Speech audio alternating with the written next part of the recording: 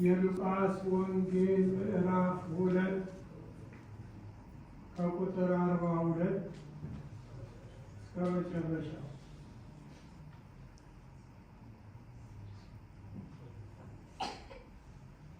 የ12 ዓመት ልጅ በሆነ ጊዜ እንደ በዓሉ ሥርዓት ወደ ኢየሩሳሌም ወጡ።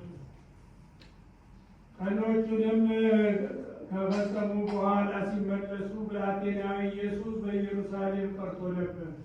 ዮሴፍም እናቱም አላወቁም ነበረ። ከመንገደኞች ጋር የነበረ ስለመሰላቸው የአንድ ቀን መንገድ ሄዱ። ከዘመዶቻቸውም ከሚያውቋቸውም ዘንድ ፈለጉት።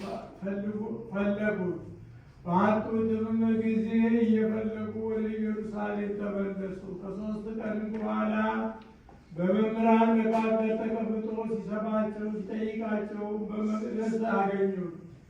የሰሙትም ሁሉ በማስተዋሉና በመመለሱ ተገረሙ። ባዩትም ጊዜ ተገረሙ። እናቱም ልጄ ሆይ ለምን እንዲህ አደረግብን? እነሆ አባትህና እኔ እየተጨነቅን ስንፈልግ ነበርን አለችው።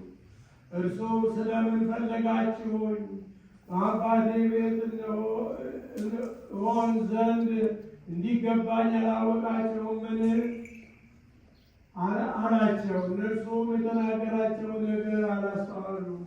ከእነርሱም ጋር ወደ ናዝሬት ወጣ። ይታዘዝላቸው ነበር። እናቱም ይህን ነገር ሁሉ በልቧ ትጠብቀው ነበር።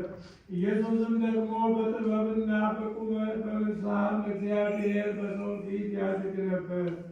ሰማይ ቀልል በተሰማን በለቃቲ ቃል